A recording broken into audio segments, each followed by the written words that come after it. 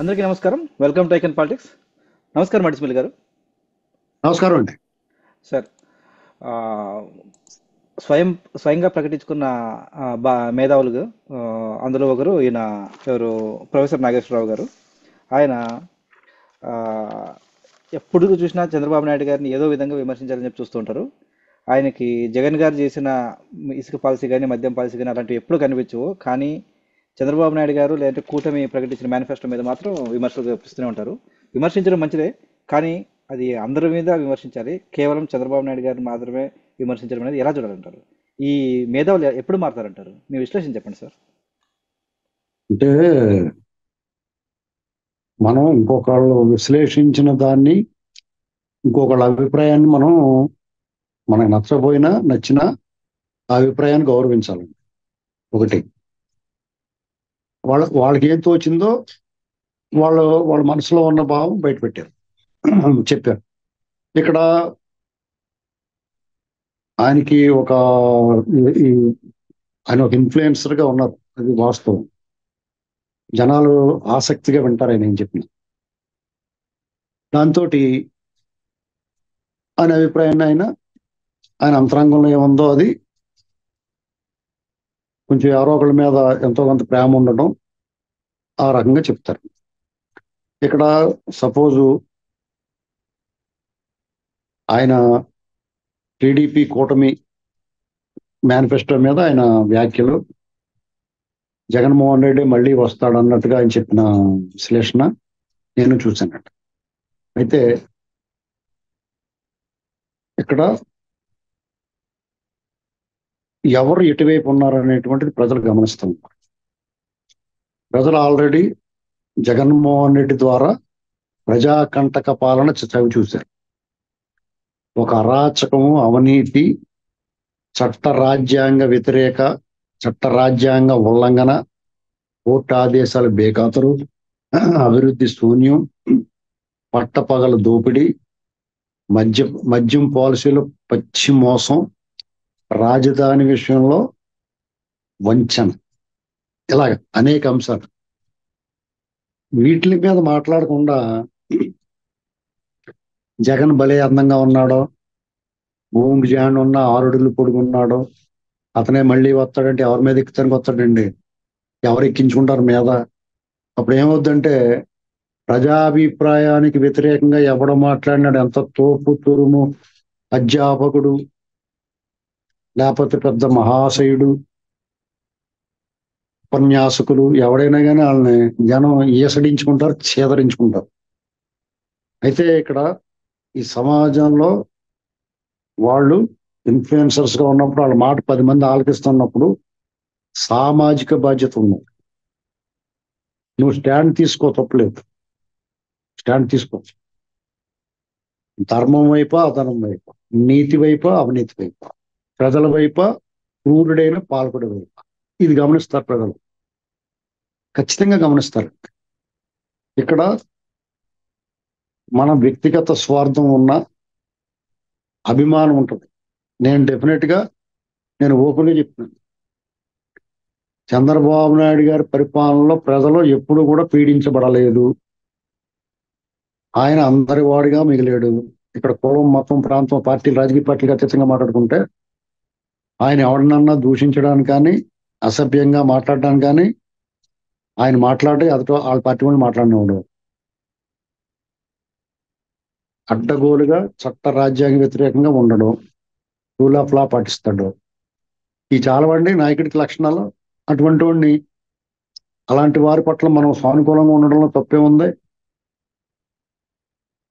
అయితే ప్రొఫెసర్లుగా ఉన్న వాళ్ళు, నాగేశ్వరరావు గారు లాంటి వాళ్ళు, ఇంకా కొంతమంది, వాళ్ళకి కూడా సామాజిక బాధ్యత ఉంది. ఖచ్చితంగా వాళ్ళ పాలసీలు, వాళ్ళ పరిపాలనలో సక్రమంగా లేకపోవటం, వాళ్ళు ఎవరైనా ఇబ్బంది పెట్టిన అంశాలను డెఫినెట్ గా విమర్శించవచ్చు. ఎవరికైనా హక్కు ఉందో, విమర్శించి తీరాలి కూడా. నేను విమర్శిస్తాను.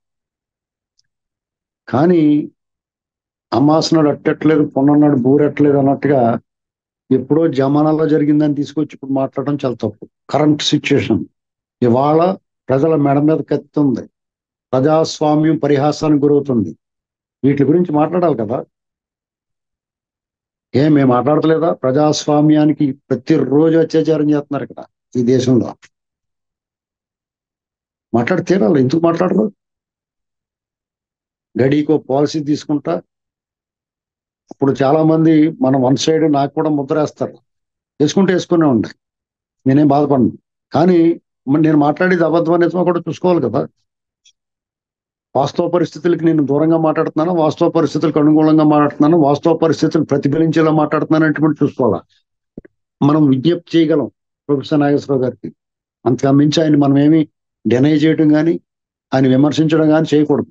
ఎందుకంటే ఆయన అభిప్రాయం నేను చెప్పండి, ప్రజాస్వామ్య దేశం ఎవరి అభిప్రాయం అని ఎవరు చెప్పుకోవచ్చు. కానీ ఈ సమాజంలో నాలాంటి కామన్ మ్యాన్, అతి సగటు పౌరుడు నేను. కానీ వాళ్ళకి ఒక స్థాయి, బాగా విద్యావంతులు, కొన్ని పదవులు, రాజ్యాంగబద్ధ పదవులు, ఎమ్మెల్సీ లాంటి పెద్దల సభల్లో ఉన్నవారు ఈ సమాజంలోని ప్రజల మెదళ్ళు పొళ్ళబెట్టకూడదు, ఆ మెదళ్ళను పాడు చేయకూడదు, ఆ మెదళ్ళలోకి విషాన్ని చిమ్మకూడదు. ఇది దానివల్ల డెఫినెట్ గా ప్రజలందరూ కూడా ఇలాంటి సోకాళ్ళు మేధావుల కన్నా ఇంకా తెలివైన వాళ్ళు, వాళ్ళు వింటారు ఎవరు చెప్పినా, తర్వాత నిర్ణయం తీసుకుంటారు. ఒక్కొక్క బలహీన క్షణాల్లో ఎప్పుడన్నా ప్రలోభ పడవచ్చు. కానీ పర్టికులర్ గా ఆంధ్రప్రదేశ్ లో జగన్మోహన్ రెడ్డి పరిపాలన చూసిన తర్వాత ప్రతి ఒక్కడికి సెగ తగిలింది. ఆయన మీ బిడ్డ అంటే వాళ్ళకి లెగిసిన సెగ్గట్లు గుర్తుకొస్తున్నాయి. వాళ్ళకి సెగ్గడ్డలా మారిపోయిన ఇలాంటి పరిస్థితుల్లో వారికి ఉపశమనం కలిగించే మాట చెప్పకుండా ఇంకా అతను బాగున్నాడు, మళ్ళీ మీద ఎక్కుతాడు వస్తున్నాడు అంటే